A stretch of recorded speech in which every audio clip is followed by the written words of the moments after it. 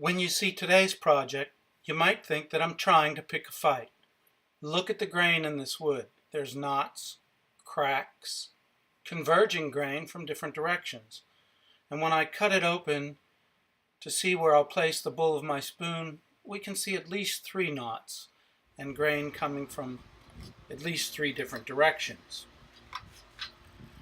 Near the tip of the bowl of the spoon, you can see a circular pattern of grain that separates itself from another circular pattern of grain near the back of the bowl, with a swath of grain that goes horizontally across the bowl. And this is all mixed in with at least 3 different knots, because we're working with a piece of wood that came close to the sapwood. So we have a lot of little knots and a lot of converging grains, and we have to take this all into consideration. We really didn't want to fight. We don't want to fight the wood or the grain. We want to listen to the wood and work with the grain. So let's talk about grain. I have this illustration to give you an idea of how I think about grain. I think about grain as the topography of wood, like sedimentary layers, one on top of another, on top of another, on top of another, just like the earth forms sedimentary layers of earth.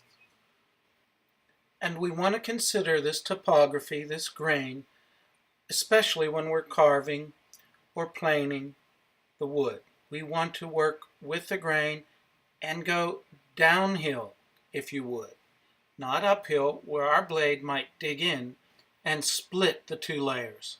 This is what causes tear out and the splitting that can create gouges that you are unable to recover from in the course of your project. So consider your grain as the topography of your wood and work with it, not against it. Now, using a scraper is a lot like using a hand plane. In fact, it is a type of plane. It uses the burr on the flat side of the scraper. And if you look at the shavings, you can see you're actually planing off little layers of wood. And it's really good to use a curved scraper similar to this for refining the bowl. And I have grain coming this way.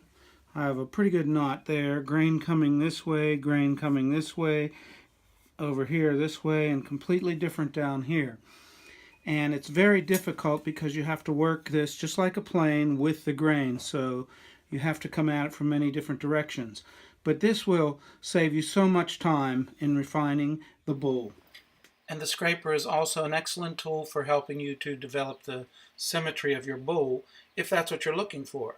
You can use the curved shape of the scraper to register against what you've carved and flip it back and forth to make certain that one side matches the other. And we've come to a pretty nice bowl with very interesting grain.